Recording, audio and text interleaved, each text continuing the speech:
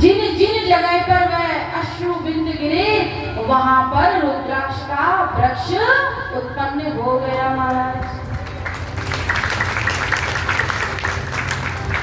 भगवान शिव यह कथा माँ उमा को सुना रहे हैं, माँ पार्वती को सुना रहे हैं और कह रहे हैं देवी रुद्राक्ष साक्षात मेरा ही स्वरूप है।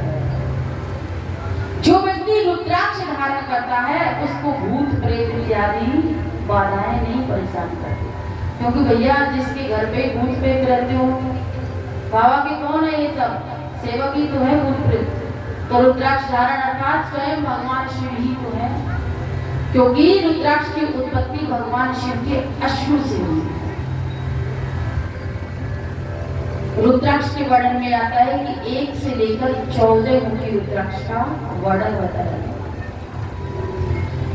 एक मुखी रुद्राक्ष जो है महाराज वह शंख की आकृति का होता है। आज प्राय सब लोग कह देते हैं, हम अभी सारंगपुर में कथा कर रहे थे विगत 4 वर्षों से, तो हमारे महाराज जी से सब लोग पूछते महाराज जी ये बता दो ये एक मुखी है ना? महाराज जी कहते हाँ ये पक्का एक मुखी है, रख लो बढ़िया है। महाराज जी कुछ बोलते नहीं, बोलते हैं कि उसकी श्रद्धा को ठेस पहुंच जाएगी। मैंने कहा महाराज जी कितने दिन ठेस बचा के रखोगे, ये भी तो बता दो भाई। शास्त्र कहते हैं यदि आपको जानकारी है तो आप बता दीजिए स्पष्ट। लेकिन महाराज जी कैसे नहीं उसकी श्रद्धा है कि भैया एक मुखी है तो वो एक मुखी बना रहने दो, लेकिन एक मुखी रुद्राक्ष देखने को नहीं मिलता, उसको पहना नहीं जा सकता, शंख की आकृति का होता है। और यदि आपको देखना भी है तो नेपाल में पशुपतिनाथ जो मंदिर है भूत भावन भगवान भोलेनाथ का, नेपाल कौन कौन गए बता दो, आप बता दो, वो पीछे माताएं गई हो तो पशुपतिनाथ जी गए क्या? शिवरात्रि के दिन में, जब शिवरात्रि का दिन होता है उस दिन उस एक मुखी रुद्राक्ष को बाहर निकाला जाता है, उसका विधिवत पूजन अर्चन और दर्शन होता है। नेपाल में एक मुखी रुद्राक्ष का यह वर्णन बता रही हूँ आपको। आप लोग जो सुनते हैं ना कि भैया एक मुखी है हमारे पास 2 मुखी है, वह किसी के पास भी नहीं है। रुद्राक्ष वर्णन को मैं थोड़ा सा आपको विस्तार से सुनाते हुए चलती हूँ ताकि आपको पता चले कि रुद्राक्ष कैसा होता है। शास्त्रों में बताया है, भगवान शिव महापुराण में बता रहे हैं कि रुद्राक्ष जितना छोटा होगा उतनी ही उसकी महिमा अधिक मानी। रुद्राक्ष को अगर महाराज कोई हार्ट अटैक का मरीज है ना, जिसको हार्ट अटैक आ जाता है, दौरा पड़ जाता है दिल का, पंचमुखी रुद्राक्ष को आप जल में घिस करके और उसको पिलाना प्रारंभ कर दीजिए, धीरे धीरे वह व्यक्ति स्वस्थ होने लगेगा।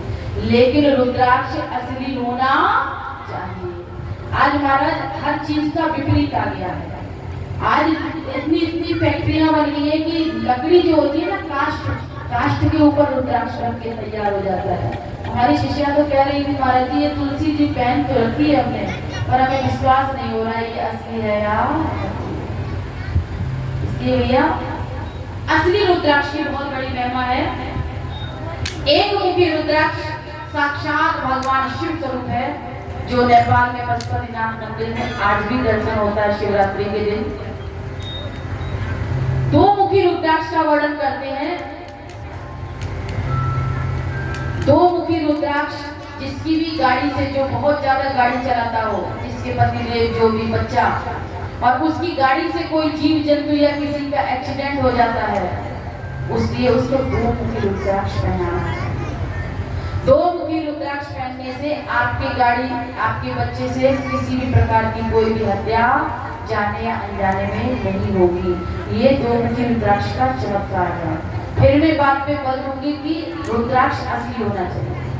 महाराष्ट्र में एक बच्चा आश्रम में आया था और उसकी माँ ने उसको कहा महाराज जी इसको आप रुद्राक्ष पहनाओ। तो महाराज जी ने उसकी कुंडली वगैरह देखकर उसके लिए गौरी शंकर रुद्राक्ष बताया और उसको पहना दिया और पहना उसने, बहुत स्वस्थ रहता था। और एक दिन क्या हुआ, जमींदार का उसका काम था महाराज, उसका ट्रैक्टर जोड़ में बढ़ गया, ट्रैक्टर सहित वो जोड़ में चला गया।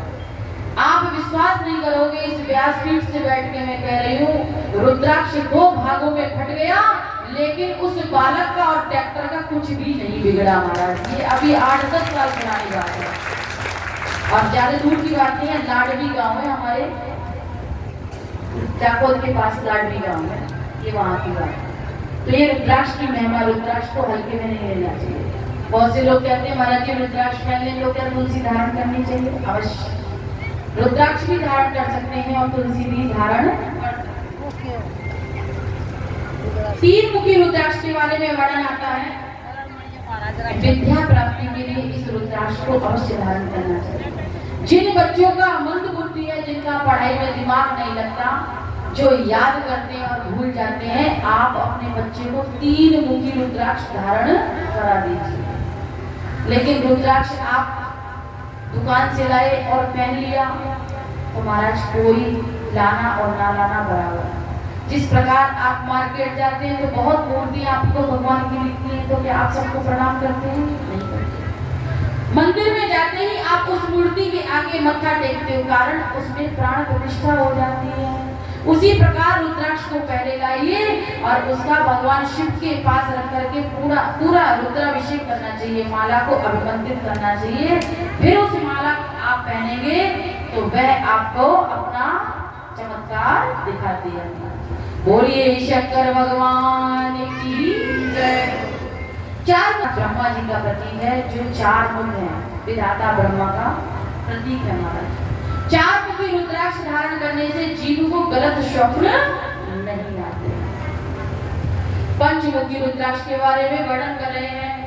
भगवान शिव मां उमा से कह रहे हैं और देवर भगवान शिव उमा से कह रहे हैं और सूत जी महाराज शौनकादि ऋषियों से कह रहे हैं।